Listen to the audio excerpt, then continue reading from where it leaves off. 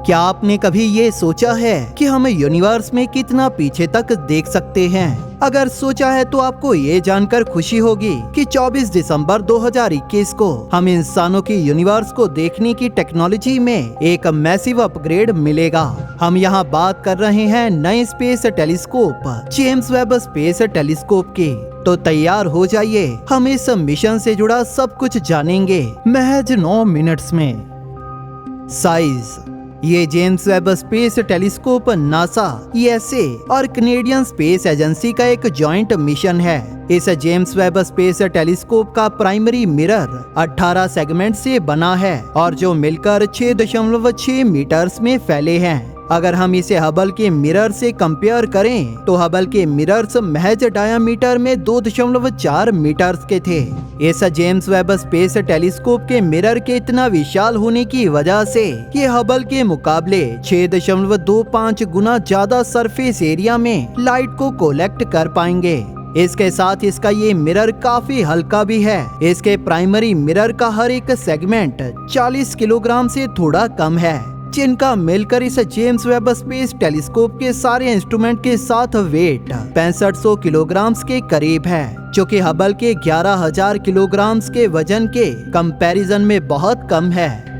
Orbit: Hubble space telescope के उलट ये जेम्स वेब स्पेस टेलीस्कोप अर्थ को ऑर्बिट नहीं करेगा, बल्कि ये सूर्य को पृथ्वी से 1.5 मिलियन किलोमीटर की दूरी से ऑर्बिट करेगा। इसकी लॉन्च के बाद इसे एक ट्रांसफर ट्रेजेक्ट्री पर डाल दिया जाएगा, जो इसे सेकंड अर्थ सन लग्रांजे पॉइंट L2 पर ले जाएगा और जिसके बाद ही इसके 10 साल लंबे साइंटिफिक मिशन को शुरू किया जाएगा। इसे उस L2 पॉइंट तक पहुंचने में 30 दिन लगेंगे, जिन्हें 30 डे ऑफ हॉरर भी कहा जा रहा है। इस L2 का एक स्पेशल फीचर ये भी है कि इस L2 पॉइंट पर रहते हुए जेम्स वेब स्पेस टेलीस्कोप पृथ्वी के साथ एक लाइन में रहेगा, जिससे पृथ्वी के साथ इसकी कम्युनिकेशन आसानी से हो पाएगी। इसी के साथ इस पॉइंट पर जेम्स वेब स्पेस टेलीस्कोप की सनशील्ड इस स्पेस टेलीस्कोप को सूर्य से आने वाली हीट और लाइट से प्रोटेक्ट कर पाएगी, जो कि इसकी मदद इसके इंफ्रारेड ऑपरेशंस में करेगी। Technology: James Webb space telescope के लिए कई नई टेक्नोलॉजीज को बिल्कुल शुरुआत से बनाया गया है, जिनमें से सबसे विजिबल है इसकी वो सनशील्ड, जिसका मेन पर्पस सूर्य, पृथ्वी और चांद से आने वाली लाइट को ब्लॉक करना है और इस टेलीस्कोप को ठंडा रखना है। इस सनशील्ड की 5 लेयर इंसानी बाल की जितनी पतली हैं। ये कैप्टन ई से बनी है, जो कि एक एल्यूमिनियम और डोप्ड सिलिकॉन से कवर्ड एक हाई परफॉर्मेंस प्लास्टिक है। जब जेम्स वेब स्पेस टेलीस्कोप की सनशील्ड फुल्ली ऑपरेशनल होगी तो ये टेनिस कोर्ट के साइज के एरिया में फैल जाएगी। जेम्स वेब स्पेस टेलीस्कोप की सनशील्ड इतनी कारीगर है कि अपनी पीक परफॉर्मेंस पर जहां इस सनशील्ड की एक साइड का टेम्परेचर 110 डिग्री सेल्सियस होगा, वहीं 5 लेयर्स की दूसरी साइड -237 डिग्री सेल्सियस के करीब होगा। ये इन 5 लेयर्स में टेम्परेचर को 203% तक कम कर सकने के काबिल है, जो कि इस जेम्स वेब स्पेस टेलीस्कोप के लिए जरूरी भी है, क्योंकि ये पूरा स्पेस टेलीस्कोप -360 डिग्री फ़ारेनहाइट के टेम्परेचर पर सही से ऑपरेट कर पाएगा। अब बात करते हैं इस स्पेस टेलीस्कोप की दूसरी बड़ी टेक्नोलॉजिकल इनोवेशन के बारे में, जो जुड़ी है इसके ऑप्टिक्स से। ये मेन मिरर किसी भी अदर रिफ्रैक्टर के जैसे काम करेगा। 18 gold plated beryllium mirror segments को एक बड़े हेक्सागन की शेप में अलाइन किया जाएगा। इस प्राइमरी मिरर पर गैलेक्सी से आने वाली लाइट टकराकर सेकेंडरी मिरर के पास जाएगी, जो कि डायामीटर में 0.74 मीटर्स का है। इसके बाद वो लाइट इसके प्राइमरी मिरर के बीच में लगे इंस्ट्रूमेंट तक रिफ्लेक्ट की जाएगी, जहां से यह उस लाइट से उस ऑब्जेक्ट को देख पाएगा।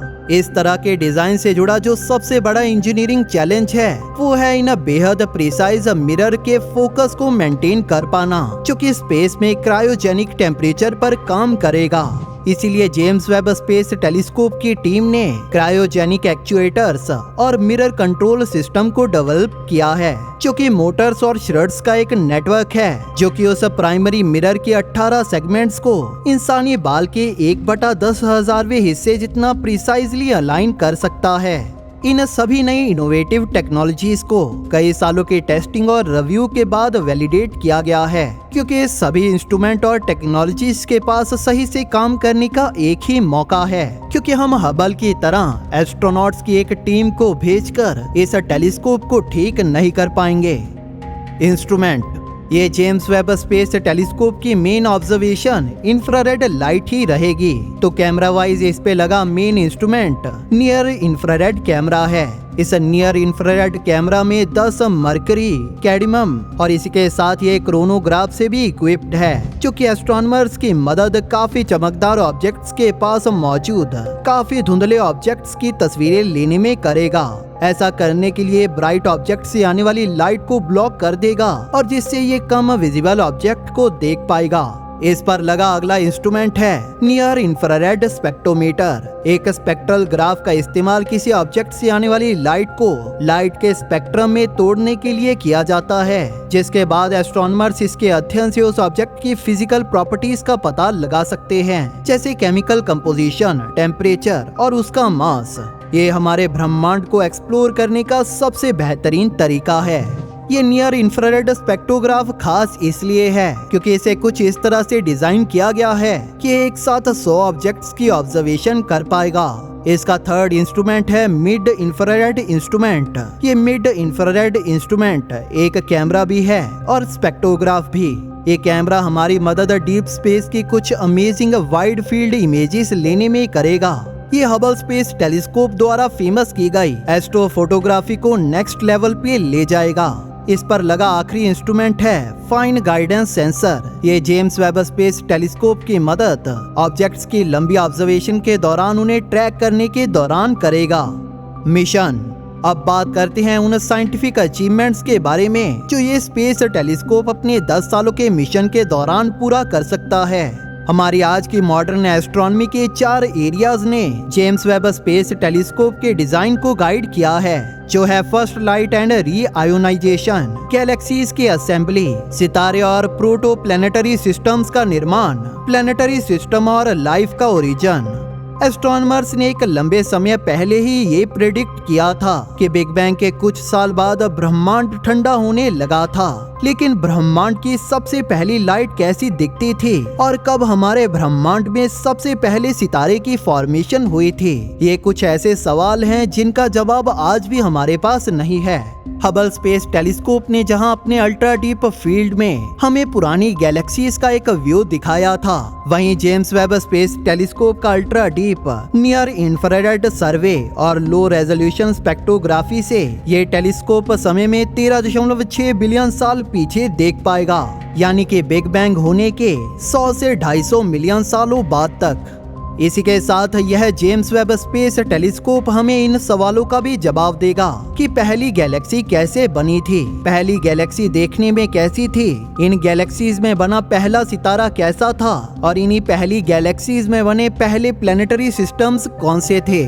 इसके साथ ये जेम्स वेब स्पेस टेलीस्कोप नेबुलाज में सितारों की फॉर्मेशन को भी रिकॉर्ड कर पाएगा, जो हमें सितारों की एवोल्यूशन को और बेहतर ढंग से समझने में मदद करेगा। इसके बाद जो सबसे जरूरी काम ये टेलीस्कोप करेगा वो है एक्सोप्लैनेट्स को खोजकर उनके एटमॉस्फेयर की स्टडी करना। एक्सोप्लैनेट्स के साथ ही ये हमें ऐसे एक्सोप्लैनेट्स को भी खोजने में मदद करेगा जो कि काफी हद तक हमारी पृथ्वी के जैसे होंगे, और ये हमें ये भी जानने में मदद करेगा कि क्या उन ग्रहों पे किसी तरह का जीवन या इंटेलिजेंट लाइफ है। और यह इस सवाल का भी जवाब जल्द ही खोज लेगा कि क्या हम ब्रह्मांड में अकेले हैं। ये जेम्स वेब स्पेस टेलीस्कोप अभी तक का सबसे टेक्नोलॉजिकली एडवांस्ड स्पेस टेलीस्कोप तो है ही, लेकिन इससे वैज्ञानिकों के बहुत बड़े सपने जुड़े हैं। इसके द्वारा की जाने वाली खोजें हमारे ब्रह्मांड की समझ को पूरी तरह से बदल सकती हैं। इसके लॉन्च के साथ ही हमारी स्पेस एक्सप्लोरेशन की एक नई जर्नी की शुरुआत भी होने वाली है। आपका इसके बारे में क्या कहना है, हमें नीचे कमेंट सेक्शन में जरूर बताइए। अगर आपको ये वीडियो पसंद आई तो इसे लाइक और शेयर जरूर करें, और इसी तरह की और वीडियोस देखने के लिए हमारे चैनल को सब्सक्राइब कर लें। बेल नोटिफिकेशन ऑन करना ना भूलें ताकि नई वीडियोस की नोटिफिकेशन आपको अपलोड होते ही मिल जाए। थैंक यू फॉर वॉचिंग दोस्तों, इस वीडियो को अंत तक देखने के लिए आप सभी का धन्यवाद।